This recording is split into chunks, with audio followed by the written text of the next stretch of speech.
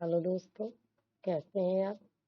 दोस्तों, आज हम सीडीपी में डिसेबिलिटीज एंड इंक्लूसिव एजुकेशन, दिव्यांगता एवं समावेशी शिक्षा के विषय में समझेंगे। तो चलिए स्टार्ट करते हैं।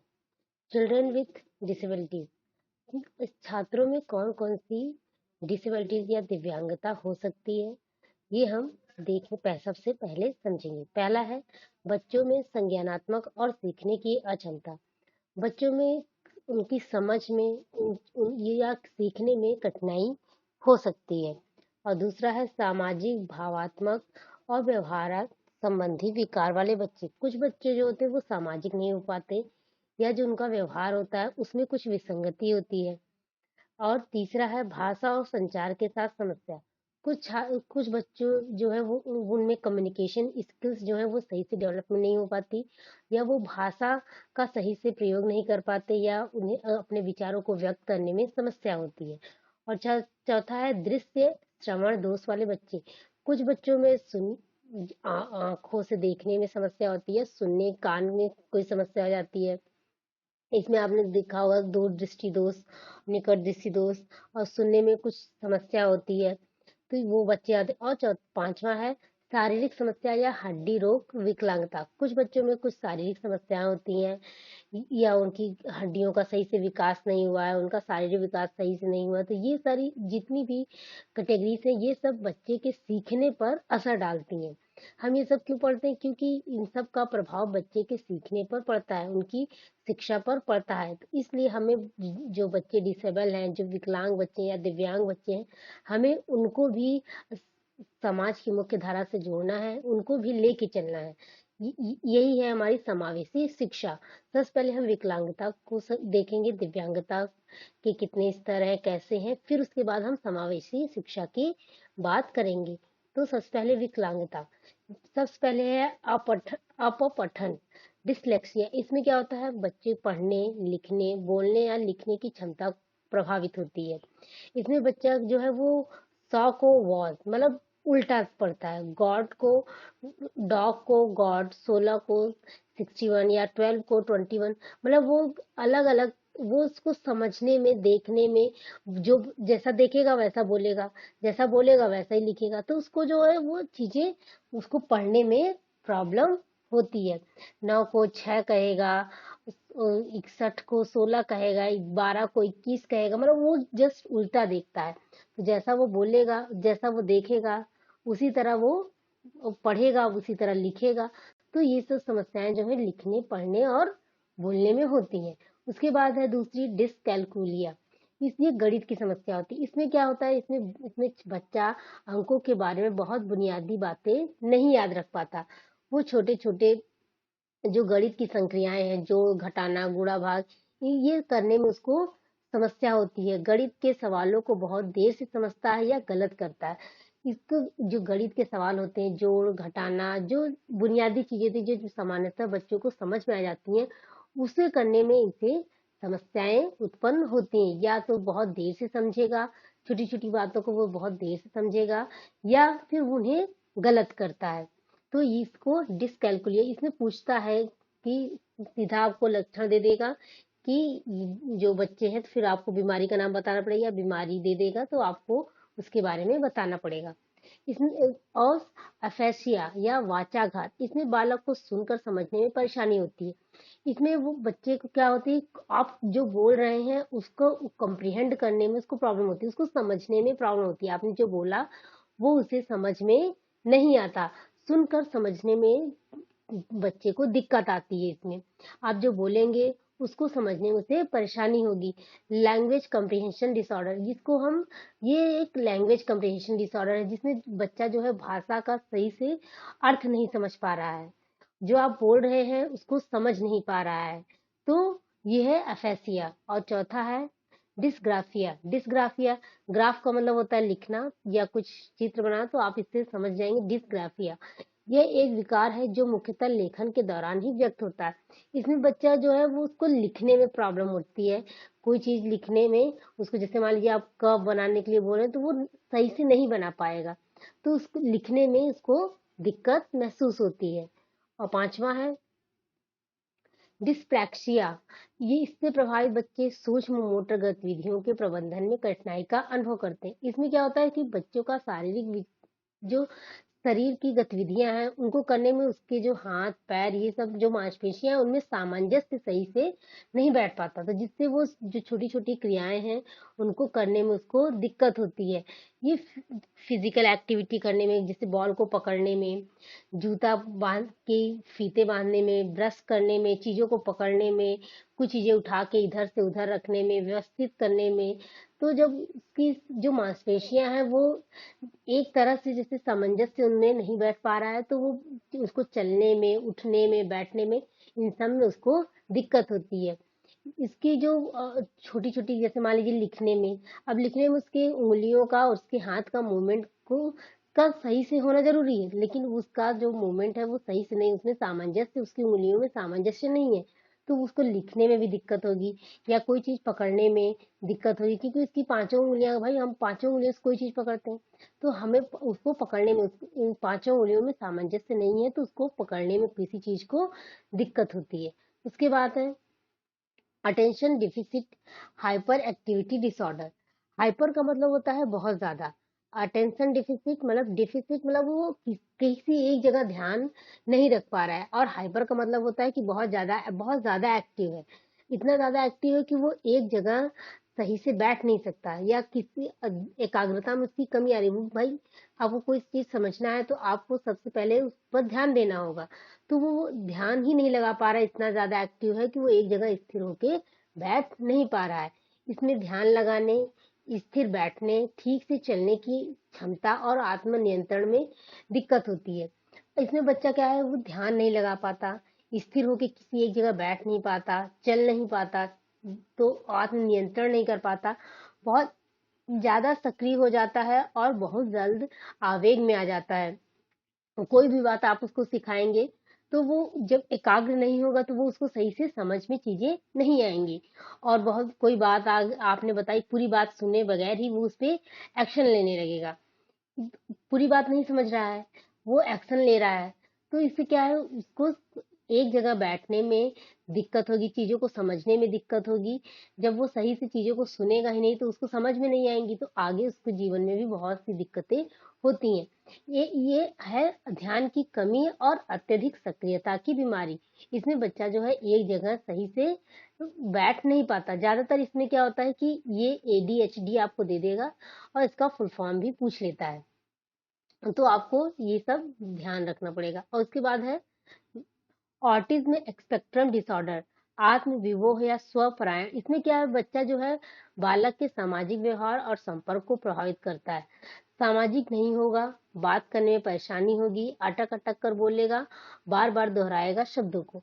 इसमें क्या होता है, बच्चा जो है वो सामाजिक नहीं हो पाता, किसी से बात करना है, कम्युनिकेट नहीं कर पाएगा, अपनी बातें उससे कह नहीं पाएगा, और कोई चीज मान लीजिए आपने बोला तो अटक अटक कर बोलेगा, या जैसे कोई चीज है उसको बार बार दोहरा के बोलेगा, तो उसे इसमें क्या है, उसको सामाजिक संपर्क में प्रॉब्लम होती है, वो सामाजिक नहीं हो पाता बच्चा। जब बच्चा सामाजिक नहीं हो पाता तो वो समाज से ही तो चीजें सीखता है, तो उसके सीखने पर भी बहुत फर्क पड़ता है। और उसके बाद है दिव्यांगजन अधिकार अधिनियम 2016। ये क्या है, जो ये दिव्यांगजन का जो अधिकार है, या जो ये दिव्यांगता जो है वो सामाजिक न्याय और अधिकारिता मंत्रालय के अंतर्गत आता है। यह अधिनियम PW एक्ट 1995 की जगह लेता है। मतलब ये जो है ये 1995 की जगह इसको फिर से इंट्रोड्यूस किया गया है। यह 15 जून 2017 से लागू हुआ है। पहले इसमें 7 विकलांगता थी, अब इसमें 21 विकलांगता को रखा गया है, मतलब 14 को और इसमें ऐड किया गया है, 14 विकलांगता को इसमें और ऐड किया गया है। कम से कम 40 विकलांगता वाले 40% जो विकलांगता है वाले व्यक्ति लाभों के हकदार होते हैं। इसमें क्या कम से कम आपको 40% विकलांग होना पड़ता है, तब आप इसके कोई भी आपको जब कोई छूट मिलती है, जो सरकार की तरफ से प्रावधान किए गए हैं वो आपको लाभ प्राप्त होते हैं। इस अधिनियम के किसी भी प्रावधान का उल्लंघन दंडनीय अपराध है। अगर आप जो इसके इस अधिनियम के तहत नियम बनाए गए हैं, अगर आप उनका उल्लंघन करते हैं तो आपको दंड प्राप्त होगा। नई अक्षमताओं को अधिसूचना द्वारा इसमें जोड़ा जा सकता है। 1995 के अधिनियम के विपरीत नया अधिनियम एक्सेसिबिलिटी की बात करता है। ये कहता है कि पहुंच, मतलब हमें जो विकलांग लोग हैं या दिव्यांग जो छात्र हैं उनको भी शिक्षा की सुविधा उपलब्ध करानी चाहिए, उनको भी एसेस करना चाहिए कि वो चीजों तक पहुंच उनकी बन सके। अगर वो विद्यालय तक नहीं आ पा रहे तो विद्यालय को उन तक जाना चाहिए, ये कहती है ये दिव्यांग जन अधिकार अधिनियम 2016। सभी सार्वजनिक भवनों, अस्पतालों, मतदान केंद्रों के परिवहन के साधनों के लिए विकलांगों के अनुकूल, ये कहते हैं जो सार्वजनिक स्थल है, जो भवन है, अस्पताल है, मतदान केंद्र है, यहाँ पे जो सीढ़ी नुमा होती है ना, जिसमें सीढ़ी नहीं होती, स्लोप, वो आपको रखना चाहिए। मतलब बच्चों के लिए, जो विकलांग लोग हैं उनके लिए आपको इन सब की सुविधा होनी चाहिए, ताकि जो डिसेबल्ड फ्रेंडली माहौल बनाना चाहिए आपको, कि ताकि जो डिसेबल्ड लोग हैं उनको आने में अस्पतालों में या सार्वजनिक जो भी प्लेस है वहां आने में उनको दिक्कत ना हो। नए अधिनियम की एक महत्वपूर्ण विशेषता सरकारी नौकरियों में आरक्षण में 3% से 4% की वृद्धि। पहले 3% वृद्धि थी, अब 4% की वृद्धि की गई है। और जो अलग अलग विकलांगताएं जो 7 पहले थी, अब 21 है, तो हम पूरी 21 पूछता नहीं है, लेकिन आपको पता होनी चाहिए। पहली है अंधापन, दूसरा कम दृष्टि, तीसरा कुष्ठ रोग से पीड़ित व्यक्ति, चौथा बहरा और सुनने में कठिनाई होती जिनको लोकोमोटर विकलांगता, मतलब जो फिजिकली जो डिसेबल्ड होते हैं, जो फिजिकल एक्टिविटी नहीं कर पाते, बौनापन, बौद्धिक विकलांगता, मानसिक बीमारी, ऑटिज्म स्पेक्ट्रम विकार डिजीज होती, सेरेब्रल पाल्सी, मस्कुलर डिस्ट्रॉफी, जीर्ण तंत्रिका संबंधी स्थितियां, विशिष्ट सीखने की अक्षमता, मल्टीपल स्क्लेरोसिस, भाषण और भाषा विकलांगता, थैलेसीमिया, हीमोफीलिया, सिकल सेल रोग, बहरापन सहित कई विकलांगता, एसिड अटैक पीड़ितों को भी इसमें शामिल किया गया है। और पार्किंसन डिजीज, ये सब डिजीज बताए गए हैं, जो मतलब नई जो 2016 की पर्सन्स विद डिसेबिलिटीज एक्ट है उसमें ये सब जोड़े गए। पहले सिर्फ 7 थी, अब उसमें 14 और को ऐड किया गया है, तो अब कितनी हो गई है? 21 कुल डिसेबिलिटीज को इसमें शामिल किया गया है। और उसके बाद क्या है, हम अब इंक्लूसिव एजुकेशन की बात करेंगे।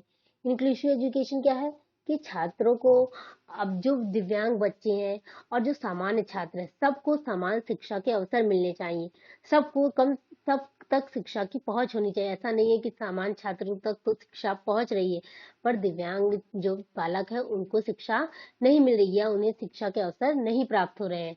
सामान्य छात्र और एक दिव्यांग बालक को समान शिक्षा प्राप्ति के अवसर मिलने चाहिए, ये समावेशी शिक्षा कहती है। समावेशी शिक्षा का मतलब है कि हम समाज का जो पिछड़ा वर्ग है, जो दिव्यांग वर्ग है, या जो शिक्षा तक जिनकी पहुंच नहीं है, उनको भी शिक्षा के अवसर प्रदान करना, वो भी शिक्षा का लाभ उठा सके, इस बात को सुनिश्चित करना ही समावेशी शिक्षा है। समावेशी शिक्षा दिव्यांग बालकों के पृथकीकरण की विरोधी है। ये कहती है कि हमें, समावेशी शिक्षा कहती है कि हमें दिव्यांग बालकों को भी लेके चलना चाहिए, क्योंकि भाई उन्हें अपना पूरा जीवन समाज में ही व्यतीत करना है। और समाज में दिव्यांग बच्चे जब समाज के लोगों से, स्कूल हमारा एक मिनी समाज कहा जाता है, तो जब वो बच्चे समाज की जो नियम है, संस्कृति है, उनको नहीं सीखेंगे तो उन्हें आगे समाज में रहने में प्रॉब्लम होगी। तो हमें उन्हें शुरू से ही समाज में रहने की ट्रेनिंग देनी चाहिए, उन्हें सिखाना चाहिए। हम उन्हें अगर पृथक करके रखेंगे तो उनका सामाजिक विकास सही से नहीं हो पाएगा, ना ही सामाजिक ना ही चारित्रिक। और अगर हम शिक्षा नहीं देंगे उन्हें तो वो जो सामान्य बालक है उनसे बहुत ज्यादा पीछे हो जाएंगे। तो इसलिए समावेशी शिक्षा कहती है कि हमें सबको लेके चलना है। समावेशी शिक्षा का अर्थ है कि हमें समाज के सबसे पिछड़े वर्ग को भी अपने साथ लेकर चलना है। दिव्यांग बालक को समान शिक्षा के अवसर प्राप्त हो तथा वे समाज में अन्य बालकों की भांति आत्मनिर्भर होकर अपना जीवन यापन कर सके। समावेशी शिक्षा कहती है कि जो दिव्यांग बालक है उन्हें भी शिक्षा के समान अवसर प्राप्त होने चाहिए। हमें उन्हें भी अवसर देना चाहिए कि वो शिक्षा ग्रहण कर सके। भाई अगर आप दिव्यांग बालकों को अपने स्कूल में एडमिशन ही नहीं देंगे, यानी उसे अवसर ही नहीं प्राप्त हो रहा है, तो वो शिक्षा कहाँ से ग्रहण करेगा, वो कहाँ से सीखेगा। और वो अगर वो शिक्षा नहीं प्राप्त करेगा तो वो जो सामान्य बालक है उनसे बहुत पीछे हो जाएगा। हमें इन्हें आत्मनिर्भर बनाना चाहिए। ऐसी शिक्षा उन्हें देनी चाहिए ताकि वो आत्मनिर्भर बन सके और अपना जीवन यापन सही से कर सके। बालकों के सीखने की समस्या को ध्यान में रखते हुए कार्य करने की विभिन्न नवीन विधियों का विद्यार्थियों को शिक्षा प्रदान करना चाहिए। अब ऐसा नहीं है कि जो जो मान लीजिए कोई बच्चा है जिसे कम दिखाई देता है, तो आप उसे सामान्य छात्रों की तरह शिक्षा नहीं दे सकते। आपको कुछ ऐसे टूल्स अपनाने चाहिए, कुछ ऐसी चीजें करनी चाहिए ताकि वो उसे, मान लीजिए जिसको कम दिखाई देता है तो आप बड़े बड़े शब्दों का प्रयोग कीजिए, चटकीले कलर का प्रयोग कीजिए, मतलब बहुत जो गाढ़े कलर होते हैं जो दूर से ही दिखे, ऐसे कलर का प्रयोग करना चाहिए। आपको बड़ा लिखना चाहिए और उनको अपने पास, मतलब ब्लैक बोर्ड के बहुत नजदीक आगे बिठाना चाहिए ताकि वो आपकी पूरी आवाज को सही से सुन सके और सुन के भी कुछ चीजों को समझ सके। अगर उन्हें कम दिखाई देता है तो वो अगर सुनेंगे आपकी बातों को तो वो उसे समझेंगे। तो हमें उनके लिए वैसी, और मान लीजिए किसी को, जो बच्चा है वो उसको चलने में प्रॉब्लम है, तो आपको उसको उसको ऐसी एक्टिविटीज करानी चाहिए जिससे वो हीन भावना का शिकार ना हो। उसे भी चलने के लिए रास्ता देना चाहिए। उचित बैठने की जो बेंच है उसको, उसकी भी सुविधा सही से करनी चाहिए। कुल मिला के हमें उन्हें ऐसा अवसर देना चाहिए कि उनका बिना कठिनाई के वो शिक्षा प्राप्त कर सके और समाज में एक बेहतर इंसान बन सके। बच्चों की आवश्यकता के अनुसार सिस्टम में परिवर्तन किया जाना चाहिए। बच्चे की जैसी जरूरत हो, हमें उसी तरह सिस्टम में परिवर्तन करना चाहिए। जो सिस्टम है वो बच्चों के लिए है, बच्चे सिस्टम के लिए नहीं है। सिस्टम बच्चों के लिए, तो हमें बच्चों के हिसाब से सिस्टम में चेंज करना चाहिए।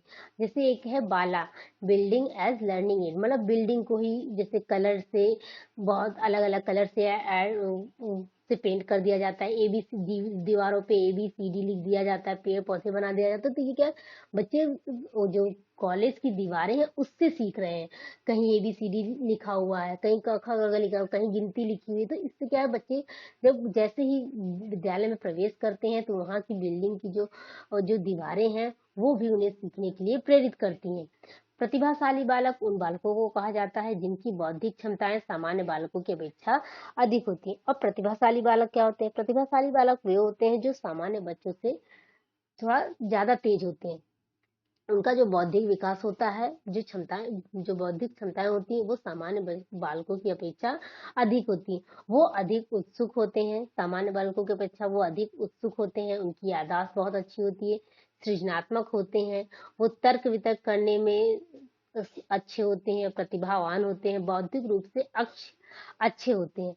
प्रतिभाशाली बालक जो होते हैं वो बौद्धिक रूप से अच्छे होते हैं, उनमें उत्सुकता होती है, चीजों को पूछते हैं, डिस्कवर करते हैं, नई नई चीजें खोजते हैं और वो चीजों को याद रख सकते हैं। और सृजनात्मक होते हैं, वो नई नई चीजें करने की कोशिश करते हैं और तर्क वितर्क का प्रयोग करते हैं। और इनका जो समानता ये माना जाता है कि इनका जो IQ लेवल होता है वो 140 से ऊपर होता है। अब इनके लिए हमें क्या करना चाहिए? जो प्रतिभाशाली बालक है उनके लिए क्या करना चाहिए? हमें इनरिच्ड कैरिकुलम का प्रयोग करना चाहिए, समृद्ध पाठ्यचर्या। मतलब इनके लिए ऐसी पाठ्यचर्या जिससे ये उबे नहीं, क्योंकि भाई अगर जैसे सामान्य बालक और जो प्रतिभाशाली बालक है, हम उन लोग को एक ही क्लास में जब कर देंगे तो इससे क्या होगा कि बच्चे जो है वो बोर हो जाएंगे। भाई वो उनको समझ में आ गया, अब वो क्लास में डिस्टर्ब करेंगे क्लास को। भाई अगर उसको जो चीजें आप पढ़ा रहे हैं वो उसको पहले से ही पता है तो वो क्लास में दिमाग नहीं स्थिर नहीं रह पाएगा और ना ही उसे समझने में रुचि लेगा, तो वो क्लास को डिस्टर्ब करेगा। कि हो सकता है दूसरों बच्चों के साथ बात करे या उन्हें टीज करे। तो आपको ऐसा करिकुलम अपनाना चाहिए, ऐसी पाठ्यचर्या का निर्माण करना चाहिए जो प्रतिभाशाली बालकों को भी ध्यान में रखती हो।